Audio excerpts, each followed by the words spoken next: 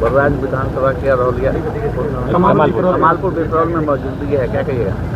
जी हाँ, देखिए बिहार पे सब जगह जाना आना, पार्टी के नेता कार्यकर्ता समर्थक सभी लोग से मिलना जुलना होता है।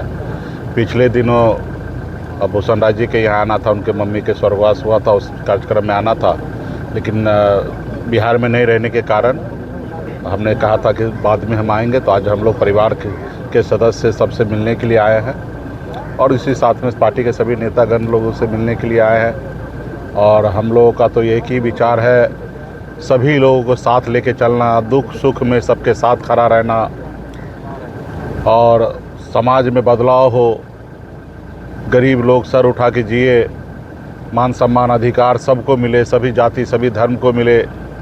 तो ये सब के लड़ाई लड़ रहे हैं, तो इसमें तो सभी का साथ चाहिए। ये लड़ाई किसी एक व्यक्ति का नहीं है, सभी लोगों का लड़ाई है, जिसको लोग अपने बराबरी में लेना नहीं चाहते हैं या बराबरी का समझते नहीं हैं।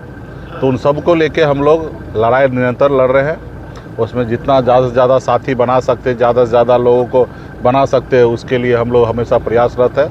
और इसी कार्यक्रम में पूरे बिहार में हम लोग घूम रहे हैं। अभी यहाँ से हम बेतिया तक जाएंगे, फिर दरभंगा जाएंगे और 365 दिन लगातार इसी तरीके से कार्यक्रम सब जगह बना हुआ है। और ये बलराज विधानसभा में तो हम लोग विधानसभा में हमारे प्रत्याशी चुनाव भी लड़े थे, लेकिन सफलता हासिल नहीं हुआ। लेकिन आने वाला समय में मजबूती से क्षेत्र में इसी तरीके से पार्टी के नेतागण हम लोग हमेशा जनता का सेवा में लगे रहेंगे और उम्मीद करेंगे कि आने वाले समय में जो बदलाव होगा, उस बदलाव में सभी क्षेत्र के लोग, सभी लोग मजबूती से चढ़ बढ़ कर हिस्सा लेंगे। इस बार भी बदलाव के लिए मन तो बना के रखा था पूरे बिहार के जनता ने, लेकिन जिन लोगों को हमेशा राज करना ही उनका मकसद होता है, उन्होंने आपने देखा कि किस तरीके से चुनाव आयोग को अपने जेब में रखकर लोकतंत्र को हत्या करते हुए, बाबा साहब को, संविधान को नहीं मानते हुए, बीच चुनाव में पैसा बांटकर, देश के जनता का पैसा बांटकर, गरीब का पैसा बांटकर, और वो सत्ता में आज काबिल है। और बिहार में या देश में आप देखिए तो कहीं ना कहीं रुका हुआ है। पिछले 20-25 साल में क्या बिहार में बदलाव हुआ, लेकिन वो एक पावर में है और उन्होंने सत्ता में काबिज है और वो हमेशा चाहते हैं कि हम इसी में बने रहें, गरीब किसान परेशान हो। आज देखिए MSP क्या रेट है धान का और क्या रेट में बिक रहा है, और सिर्फ 4 किलो चावल देने से देश का विकास नहीं हो सकता है। मूल किसान का जो MSP है, जो किसान का मजदूरी है, उसको सही से नहीं मिल रहा है। आज 2400 रुपये का धान के जगह आज 1500-1600 रुपये में बिक रहा है। एक एक कुंटल में 900 रुपया उनको लेस हो रहा है। और अगर देखा जाए तो जितना लागत है उतना भी पैसा किसान को नहीं मिल रहा है। और ये दिल्ली के सरकार जो है तोड़ जोड़ के CBI ED सबका ताकत लगा कर और सरकार बना के पिछले 11 सालों से मोदी जी बिहार में और या देश में क्या किए। आज देखिए हमारे देश का फैसला अमेरिका कर रहा है कि हमको किससे तेल खरीदना किससे नहीं खरीदना, ये फैसला अभी मोदी जी नहीं कर रहे, अभी अमेरिका कर रहा है।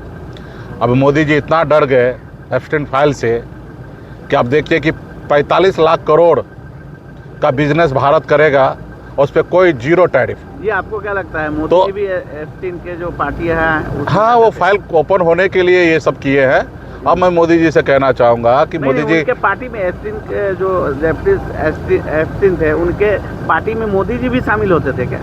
अभी लग तो रहा है कि ये बताइए ना कि उधर अमेरिका में असंतुलन पाया गया और वहाँ पे ये सब विवाद हुआ और तुरंत डील साइन हो गया। तो इससे क्या साबित करेंगे? उनका जो डील है वो 0% पे और हमारा 18%। अब क्या साबित होगा बताइए ना। देखिए वो 18 किए, 28 भी कर सकते, 50 भी करेंगे, लेकिन आप क्यों 0 किए? जितना वो किया उतना आप करते। इससे बताइए कि कम से कम 10 लाख करोड़ रुपया का साल का नुकसान होगा। ये किसके ऊपर जाएगा? अरे मोदी जी का अगर फाइलें खुल जाता तो क्या होता? दुनिया के लोगों का फाइल खुल रहा है, उससे क्या ही होना है? अगर खुल ही जाता, अभी भी हम लोगों को शक तो है ही, और साबित भी अगर हो जाएगा तो हम लोग क्या ही कर लेंगे? अभी लोकतंत्र को ख़त्म कर रहा है देश के लोग, कर ही क्या रहा है? अभी चुनाव के समय में पैसा बांटना गैर कानूनी है कि नहीं है, लेकिन बांट दिया क्योंकि उसके पास पावर। हम लोग क्या ही कर लेंगे? अगर फाइल भी अगर खुल जाता, 2-4 को वीडियो देश के जनता देख ही लेता, तो उससे किसको क्या फर्क गिरना है? लेकिन इसके लिए देश का 10 लाख करोड़ रुपया हर साल नुकसान करना, ये हमारे देश के लिए सही नहीं है। तो खैर अभी समाज में, देश में लोग, किसान सब लोग समझ रहे हैं और आने वाला समय बदलाव होगा। सर ये विधायक पप्पू यादव गिरफ्तारी के बारे में जरिए विधायक नहीं सर, पप्पू यादव लगातार घंटों स्ट्रेचर पर पड़े हुए थे, लेकिन उनको देखने वाला कोई नहीं था पीएमसीएच में।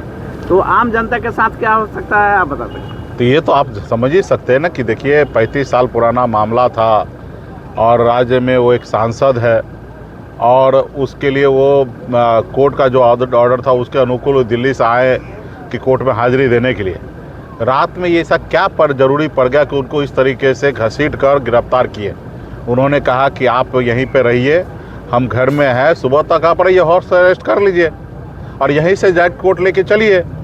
लेकिन आप देख सकते हैं ना कि ये सरकार को संविधान का कोई मतलब नहीं है। जहां मर्जी जो उनका विपक्ष है, यही अटल बिहारी वाजपेयी जी विपक्ष को अपना तीसरा आंख समझते थे कि मेरी तीसरी आंख है, जो हम नहीं देख पाते वो विपक्ष दिखाते हैं। तो यहाँ पे विपक्ष जो है अगर थोड़ा सा एग्रेसिव होके और सरकार को आईना अगर हम दिखाते हैं तो सरकार को तकलीफ होता है, जबकि हम उनका ही काम कर रहे हैं। वो जो काम नहीं कर पाते, जो चीज़ नहीं देख पाते, वो हम उनको बताते हैं। आप बताइए कि पटना में नीट मामला, छात्रा के साथ जो बलात्कार हुआ उसके बाद हत्या हुआ, वो क्या सही है?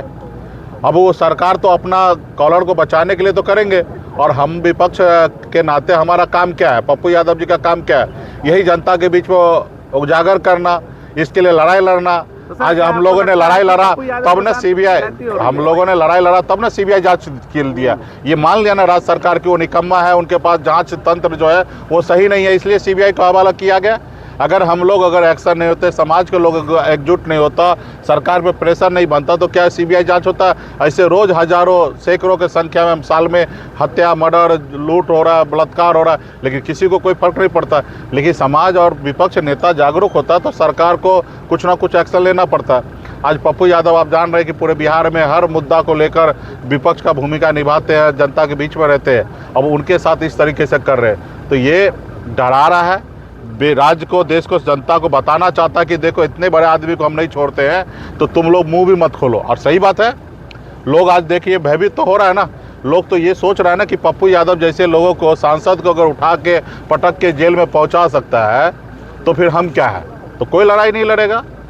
आज देखिए अमेरिका में लोग रोड पे उतर गया है इस्तीफा मांगने के लिए, लेकिन भारत में लोग डर से नहीं उतर रहा है क्योंकि दिल्ली में इनके पास वो पावर है, ईडी सीबीआई लगा देता है, किसके पीछे सबको साइलेंट करके रखता है। तो आने वाला समय में लेकिन हम लोग चुप बैठने वाले नहीं है, मजबूती से लड़ाई लड़ेंगे। धन्यवाद।